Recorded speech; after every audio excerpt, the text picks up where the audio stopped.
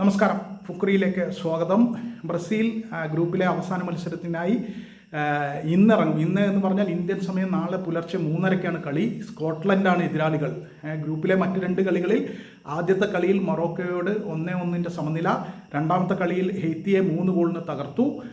ഇങ്ങനെ 4 പോയിന്റുമായിട്ട് ബ്രസീൽ നിൽക്കുകയാണ്. നോക്കൗട്ട് ഏതാണ്ട് ഉറപ്പാണ്.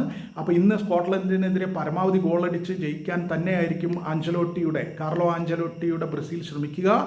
ടീമിൽ ഒരു മാറ്റമുണ്ടാകാൻ സാധ്യതയുണ്ട്. കാരണം റഫീഞ്ഞയ്ക്ക് പരിക്കേറ്റിരിക്കുകയാണ്. റഫീഞ്ഞയ്ക്ക് പകരം റയാൻ കളിക്കും എന്ന് തന്നെയാണ് സൂചന. അങ്ങനെ ഒരു മാറ്റം മാത്രമാണ് ഇപ്പോൾ പറഞ്ഞു കേൾക്കുന്നത്. ഇപ്പോൾ റിപ്പോർട്ടുകൾ സൂചിപ്പിക്കുന്ന മാറ്റം ഒറ്റൊന്നേ ഉള്ളൂ. അത് ആദ്യ 11-ൽ റഫീഞ്ഞയ്ക്ക് പകരം റയാനായിരിക്കും എന്നതാണ്. മറ്റൊന്ന്, നെയ്മർ ഈ കളിയിൽ എന്തായാലും കളിക്കും. പക്ഷെ അത് ആദ്യ 11-ൽ ആകാനുള്ള സാധ്യത തീരെ കുറവാണ്. അദ്ദേഹം പകരക്കാരനായിട്ടായിരിക്കും ഇറങ്ങുക.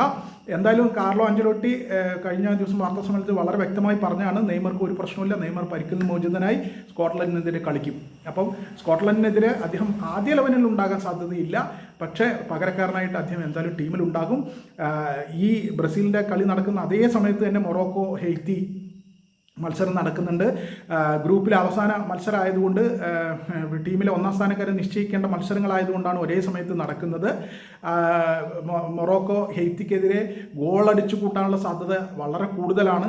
അപ്പോൾ ഗോൾ ശരാശരി വളരെ പ്രധാനപ്പെട്ടതാണ്. ബ്രസീലിനെ സംബന്ധിച്ചിടത്തോളം ഗോൾ ശരാശരിയിൽ മുന്നിൽ വരാൻ സ്കോട്ട്ലൻഡിനെതിരെ ഗോൾ വർഷം തന്നെ നടത്തേണ്ടതുണ്ട്.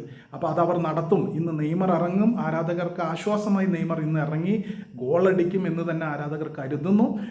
റഫീഞ്ഞയ്ക്ക് പകരം റയാനും തകർത്ത് കളിക്കും എന്ന് തന്നെ പ്രതീക്ഷിക്കുന്നു. കാർലോ ആഞ്ചലോട്ടിയുടെ ബ്രസീൽ ഒന്നാം സ്ഥാനക്കാരായി തന്നെ നോക്കൗട്ടിൽ കടക്കും എന്ന പ്രതീക്ഷയാണ് എല്ലാവർക്കും ഉള്ളത്.